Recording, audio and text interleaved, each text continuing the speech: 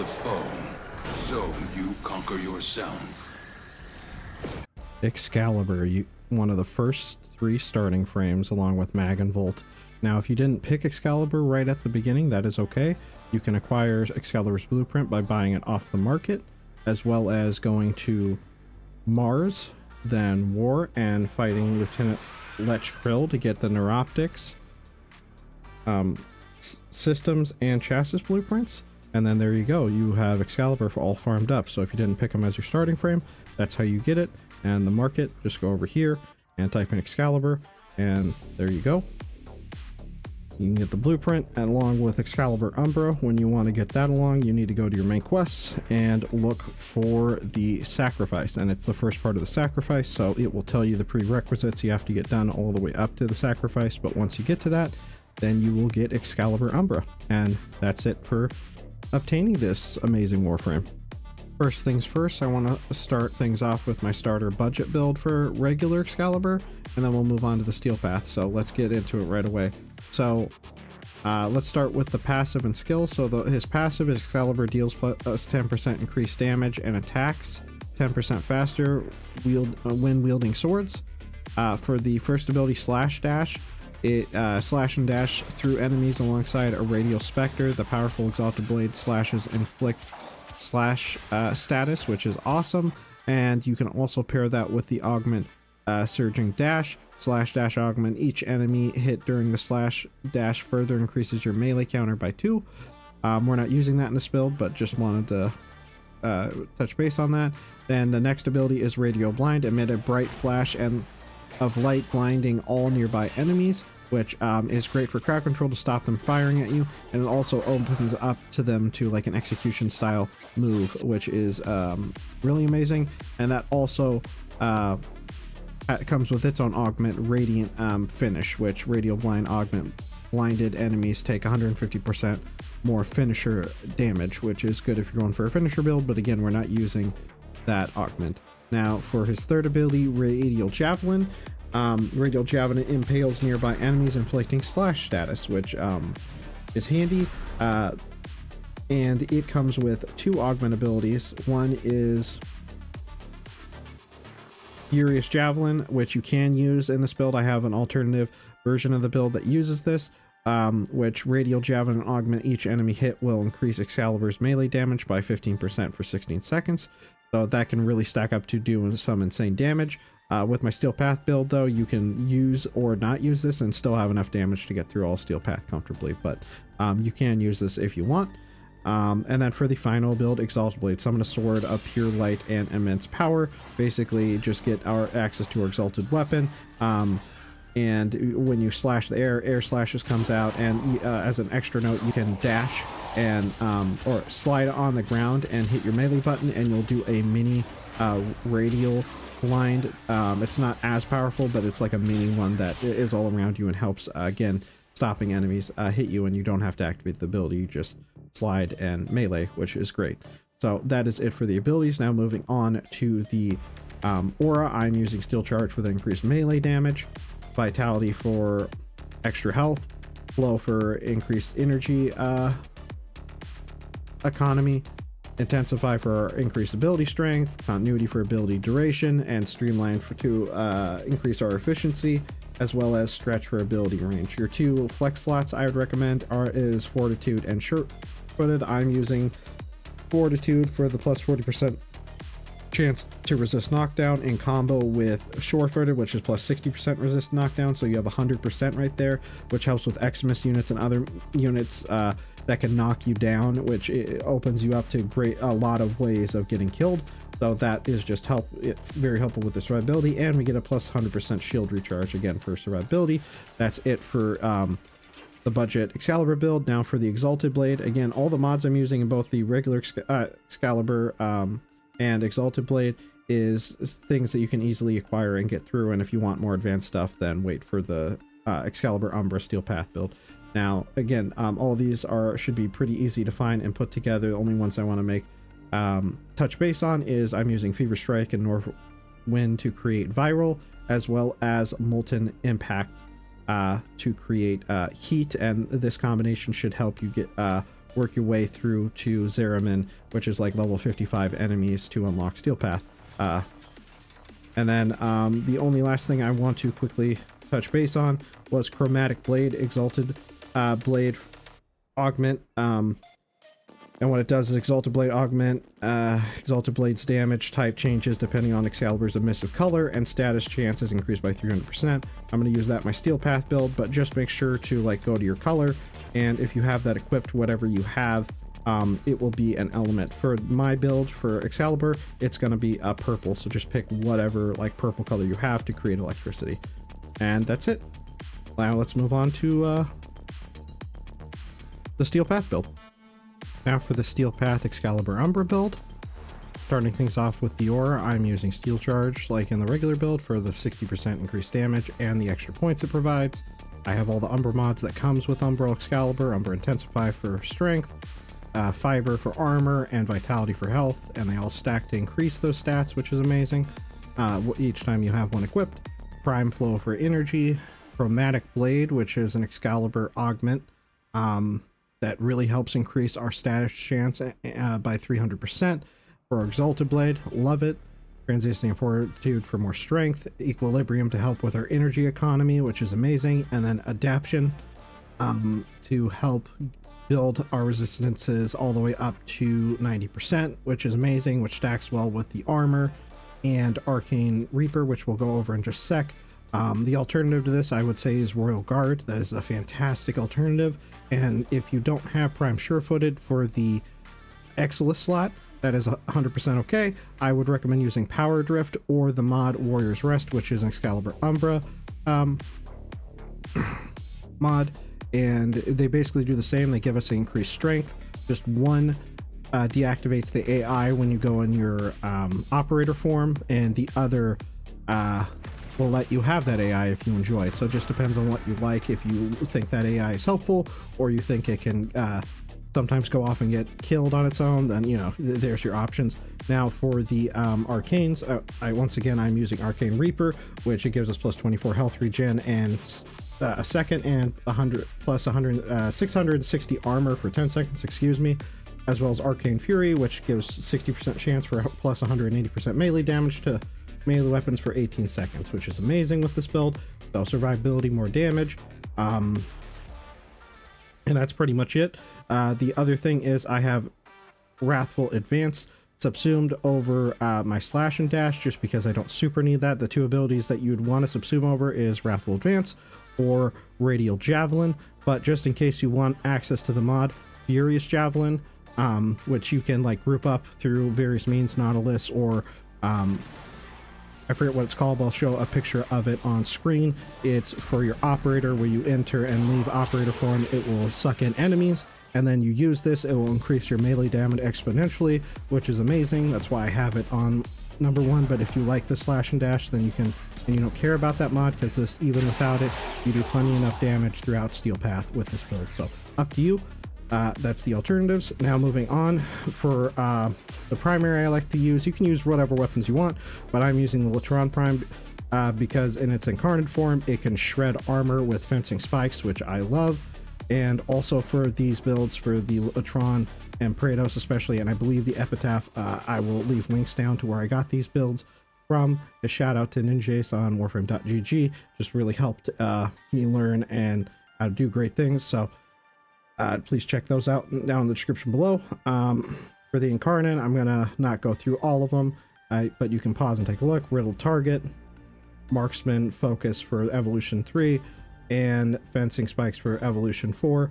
This is the build, and the numbers follow the evolutions thing going left to right. So starting 1, 3, 1 for armor stripping, and here's the build to armor strip. I'm not going to go over everything, but you can pause to see exactly what I'm using. That's it for the Latron Prime. Now for the Epitaph, I'm using this for priming if I don't always have the ability to prime, as for multiple elements as well as the only thing I want to touch major base on is a secondary fortifier, which helps increase our survivability even more when there's Xmas units. You just use the huge AoE of the epitaph, and you can get tons of overguard shield for just that much more survivability. The rest of it is just pretty much for priming and slowing enemies. Now for Kratos, I'm using this because I love using all my Exalted Warframes for the extra speed boost it provides in its incarnate form. So to just go over them real quick, I have Drifting Grace for sprint speed slide, Shockwave Synergy for the extra combo count on slam radius, and Evolved Ascension for the parkour velocity, and Universal Readiness for collecting ammo grants more melee combo. But the two big ones are parkour velocity and sprint speed, for the reason of we're going to be in our Exalted Blade most of the time, so when we're in that, we're going to still get these benefits from this melee weapon just for having it equipped. Here is the build. Once again, it's left to right for the evolution, so 3, 1, 2, 3, and the same for the rest of them, but I'm just focusing on this. And it doesn't super matter what mods you have on this right now, but you because the Gladiator mods used to be a glitch to be able to stack on your Exalted weapon. That's not the case anymore, but I just still have it set up that way. So this is the build. And then for the final weapon that we're using is the Exalted Umbra Blade. Now I have multiple builds to show off. This is my general use build that's great for clearing trash and single target damage. It's why I love using it. I have the mods it comes with, as well as Fever Strike and North Wind to create viral, and then Shocking Touch for electricity, so it hits with our melee influence arcane, which is so important with the most recent update where they added arcanes to our Exalted weapons. Love this with Excalibur, with the wave attacks you do in your Exalted Blade. It's just so amazing to nuke enemies. And then the rest is kind of self-explanatory. Condition Overload really helps stack damage when we have multiple elements on targets. Now for my trash AoE clear, it's identical except for instead of viral, I have blast, so you're going to have to use an alternative source like your epitaph or your companion, which we'll get to right after we're done going over the Exalted Blade builds, and electricity. So with this combined with melee influence, when there's not like big boss enemies or things like that that you're having to deal with, then you can just nuke entire rooms with this, which is so much fun just from with your wave and slashes when you get enough procs and everything. It's so great for trash AoE clear. And then the last build I pretty much want to go over is it's identical to my general use build, other than I'm using Healing Return for extra healing. Everything else is viral electricity, so it does decent. Again, it's less, but still does well for ad clearing and bosses. You could use an Omniforma or just switch this if you just want to use this build to Forma. That's what I call these for North Wind, so that way you can get squeeze as much damage as you want for your viral. Up to you. I just didn't care about doing this because I formed it so much to experiment. So that's it for the Exalted Blade builds. And now we're going over the companion, which I real quick didn't have equipped right there we go. Now I use the same thing for this on Valkyr. I'm using Deriga, which is actually pretty easy to get. Companion, you can get the blueprint off of the marketplace, and then the rest of the components to get it are pretty simple to farm for. So really good companion to farm and get. And main reason why is it comes with Arc Coil, which you can read and everything, but essentially zaps and sends out electricity, which procs and helps send out our electricity, or stacking electricity with our melee influence setup with our Umbra Blade. So that's why I really love using Deriga with this specific setup. The alternative would be the Panzer Vulpaphyla that you can get on Deimos, which is longer and harder. It might take you a little bit longer to get, but still a great pick if that's what you want to do for priming and other reasons. Manifold Bond to help decrease our ability cooldown, so Arc Coil procs more. Duplex Bond for energy economy, as well as just more damage from our companion because it creates clones. Momentous Bond, when we kill an Eximus, has a chance to give us a third random element, which will proc Manifold Bond. Guardian for survivability, and a little shield gating. Seismic Bond for an extra 30% efficiency, because all Exalted weapons are considered channel ability, so just having this on any of our companions gives us a plus 30% efficiency, so it makes our Exalted Blade last that much longer. Synth Deconstruct, because we're again using Equilibrium, so with Duplex Bond and Synth Deconstruct helping us get health and energy orbs, we will use that to again sustain our Exalted Blade, which I love. And then yeah, Prime Regen just for the help with survivability and cooldown if Derica dies. Here is the I'm using the Verglass Prime. You can just use the regular Verglass if you don't have it, and this is the build I'm using. The only thing I really want to go over to create viral heat, I have Hellfire and Malignant Force and Thermite rounds, but the last thing I want to go over is Split Chamber and Serration. I have this over Galvanized Chamber and Galvanized Aptitude, because these mods for companion weapons don't stack from them getting kills. You have to equip a primary weapon with these and get the stacks on kill for it to apply to your companion. So instead of that, I just opt for the more consistent damage and not having to worry about me constantly doing that, especially because I'm going to be using my Exalted Blade most of the time, so I'm really not going to be able to do that. So that's why I have that. That's pretty much it for the build. Please make any changes you see fit or want. I'd love to hear any changes or things you'd want to add, because I'm just one person, but this works really well all the way up to like level 500, I would say comfortably, and you could probably make it to level 1000, but this is not an endurance build. That is Excalibur's, I would say, biggest weakness, is if you want to go for endurance runs, it just gets to a point where they'll just do enough damage to one-shot you, even with all these mitigations and armor and stuff like that. So and there's just way more efficient and better frames if you want to do endurance runs, but this build will serve you absolutely amazingly through all of Steel Path and the story. So please give it a try. Thank you so much for watching. Please have a wonderful rest of your day / night, and bye. Real quick, I wanted to go over the Subsume ability. I totally forgot. I apologize. So for my Subsume and Archon Shards, but first starting off with the Subsume ability, I am using Wrathful Advance from Kalervo. You get him from later on in the game, and it's a bit more complicated to get him as a Warframe to then subsume. So I will leave a link down in the description, his wiki, and you can look up the steps to acquire him. But this is what I'm using for the increased crit hit chance to have increased red crits and damage for Eximus units and boss units is mainly why I'm using it for. It's a great boss killer. Or if you don't have it or want to use that, another one I'd recommend is Nourish is always a fantastic one for the viral it gives us and energy economy it provides. Pillage is another one, good one for shield gating and armor stripping. You'd have to invest more in strength. Or the final one is like Gloom for survivability. You can definitely throw that on and have some fun as well. And then for my Archon Shards, I'm using a 4 reds and 1 yellow and 1 Tal Forged for ability duration. Well, 2 reds are ability duration, 1 Tal Forged to help combat Transisty and Fortitude's effect to be close to back up to 100%.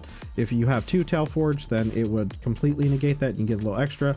Then I have critical damage and critical damage. If I had 1 more red, I might even go for a 3rd critical damage, but I opted for casting speed just to help with the cast animations of some of our abilities, just to go that much quicker. But this is kind of your flex slot. You can do whatever you want. This is how I have mine set up. And yeah, that's pretty much it. Thank you.